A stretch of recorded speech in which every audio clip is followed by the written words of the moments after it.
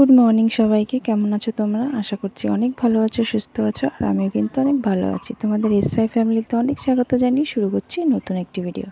তো দেখো, আজ হচ্ছে কিন্তু শুক্রবার। একা একা বসে আছি, কারণ ঘরে কেউ নেই। আমার মেয়েও নেই আজকে, কারণ আমার মেয়ে চলে গেছে আমার মার সাথে। আমরা তো বলেই দিয়েছিলাম যে আজকে আমাদের একটা নেমন্তন্ন আছে, সেটা কোথায় তো তোমাদের তো বলিনি। তো আজকে বলছি, আমরা যাব হচ্ছে গিয়ে বোনের বাড়িতে। আমাদের যে পরীরানী আছে, পরীর আজকে বার্থডে, তো সেখানেই আজকে যাব। তো আজকে এত পরিমাণে গরম, তাই ভাবছি যে কি করে যাব। তো সকালবেলা দেখো বসে আছি। সকালবেলা আমাদের যাওয়া হয়নি, আমার মা সকালে গেছে। তো আমাদেরও সকালে যাওয়ার কথা ছিল। বোনের বাড়ি থেকে ফোন এসেছিলো বারবার করে, কিন্তু যেতে পারিনি, কারণ ওর বাবার কাজ রয়েছে। সেই জন্য ওর বাবা একবেলা কাজে যাবে, তারপরে গিয়ে বিকেলবেলা দিয়ে যাব। তো আমার মাও ভেবেছিল বিকেলবেলায় যাবে, গরমের মধ্যে রোদে বেরোবে না, কিন্তু কিছু করার নেই। বারবার করে ফোন আসছিলো দেখে আমার মাকেও চলে যেতে হয়েছে। তো আমার মা তো আর একা যায়নি, আমার মা আমার মেয়েকে সাথে করেই নিয়ে গেছে, কারণ মা একা যেতে পারবে না। যেতে পারবে না বলতে কি, যেতে পারবে, কিন্তু একা একা তো ওই জন্য যে একা একা যাবো, তার থেকে আমার মেয়েকে আর কি বলছে যে তাহলে না তুই চল, তোকে নিয়ে যাই। তো সেই জন্য মেয়েকে নিয়ে তারপরে মা চলে গেছে। তারপরে তো মেয়েকে নিয়ে যাওয়ার পরে ব্যাস, আমার আর ভালো লাগছে না একা একা, কারণ ছেলে ওদিকে ঘুমোচ্ছে। আর আমার ছেলেও আমার মেয়েকে ছাড়া একদম ওর ভালো লাগে না। এইটুকু দেখলে কি হবে, ও দিদিভাইকে ছাড়া আর কাউকেই চেনে না। তো খুবই কান্নাও করছিল আমার ছেলেটা, জানো তো, যেহেতু সবসময় দুজনে একসঙ্গে থাকে, তো সেই জন্য। তো যাই হোক, ওকে মানিয়ে গুছিয়ে আর কি রাখছিলাম, আর ঘরের ওদিকে টুকটাক কাজ করেছি। তো দেখো, এই যে বিকেলবেলা কিন্তু একদম রেডি হয়ে গেছি। আর এই শাড়িটা পরেছি, তোমাদেরকে তো দেখিয়েছি আগের দিনকারে যে আমি কী শাড়ি পরবো। তো দেখো, এই শাড়ি ব্লাউজগুলো আর কি পরে নিয়েছি। যেন না এত কষ্ট হচ্ছিল আজকে, কি বলবো, যেন সেরা গরম। যে কোনো অনুষ্ঠানে এত গরম পড়ে। আমার বোনের অ্যানিভার্সারির দিনকারেও কিন্তু প্রচণ্ড পরিমাণে গরম ছিল, আর দেখো আজকেও কিন্তু সেই একই গরম। তো এত গরমে জানো না, একদমই ভালো লাগছিল না রেডি হতে। তবুও কিছু করার নেই, যেতে তো হবেই, সেই জন্যই আর কি। তবুও আমরা ভাগ্যিস বিকেলবেলা বেরিয়েছি। যদি রোদের মধ্যে বেরোতাম তাহলে তো আরও কষ্ট হতো। আর আমরা যাব গাড়িতেই, যাব বাইকেই যাব। বড়দের এত কষ্ট হয়, আর ছোটদের তো কষ্ট তো আরও বেশি হয়, কারণ ওরা তো বলতে পারে না, তাই না? ওদের কিন্তু কষ্টটা খুবই হয়। আমার ছেলেটা খুবই কষ্ট পাচ্ছিল, ভীষণ পরিমাণে কষ্ট পাচ্ছিল গরমে, জানো না। তো যাই হোক, তবুও কী আর করা যাবে বলো, সাবধানেই রাখছি। সেইভাবে একদম পাতলা একদম জামা কাপড় পরিয়ে নিয়ে গেছিলাম। তো দেখো, তার বেরিয়ে যাওয়ার পরে দোকান থেকে পরির জন্য একটা গিফট কিনে নিয়েছি। তোমাদেরকে দেখাতে পারছিলাম না ভালো করে, কারণ আমার ছেলে কোলে ঘুমোচ্ছিল। তো যাই হোক, তবুও ছোট্ট করে একটু ভিডিও আর কি করে নিয়েছি। তো এদিকে এই যে বাজারে দাঁড়িয়ে আছি, ওর বাবা গেছে খাবার কিনতে। আর পরির জন্য কী কিনেছি একটা ব্রেসলেট।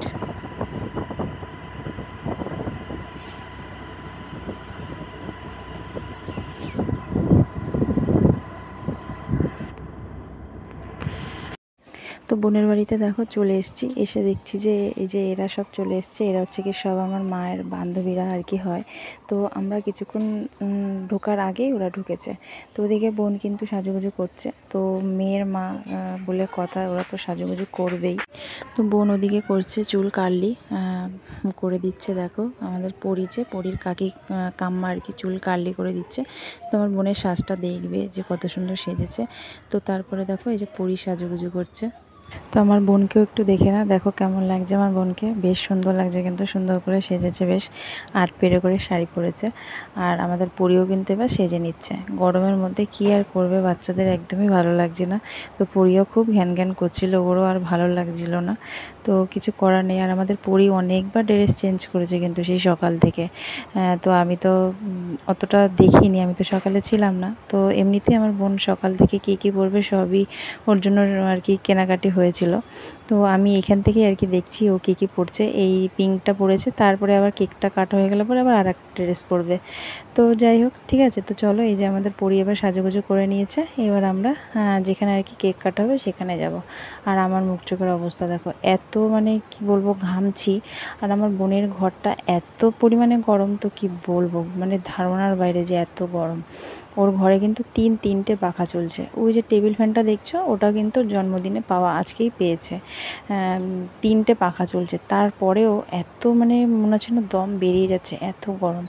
আমার মুখ চোখগুলো মনে হচ্ছে না একদম ঘেমে, কি বলবো, মানে অস্বস্তিকর একটা ব্যাপার। তো আমার ছেলেটাও খুবই ঘ্যান ঘ্যান করছিল, একদমই ভালো লাগছিল না।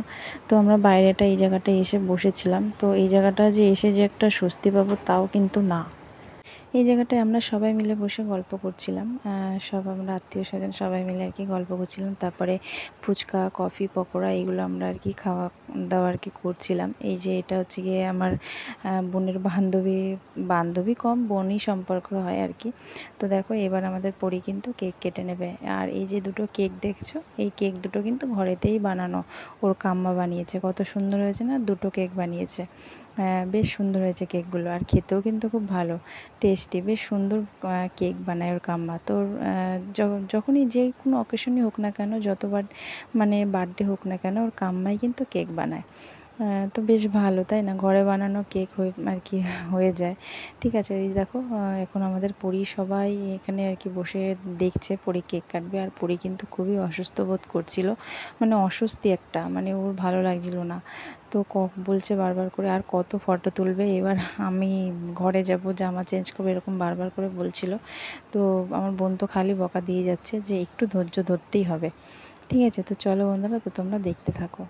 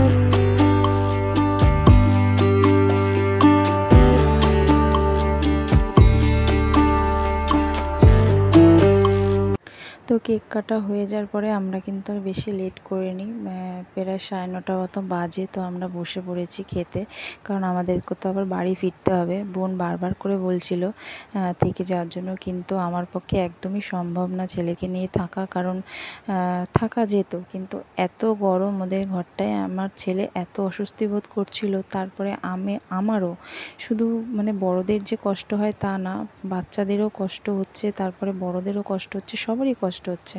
তো আমি বললাম শান্তি একমাত্র বাড়িতেই, আমাকে বাড়িতে যেতে দে, একটু ঠান্ডা পড়ুক তারপরে আমি তোদের বাড়িতে আসবো বেড়াতে, আজকে আমাকে ছেড়ে দে, কারণ কিছুতেই আমার ভালো লাগছিল না।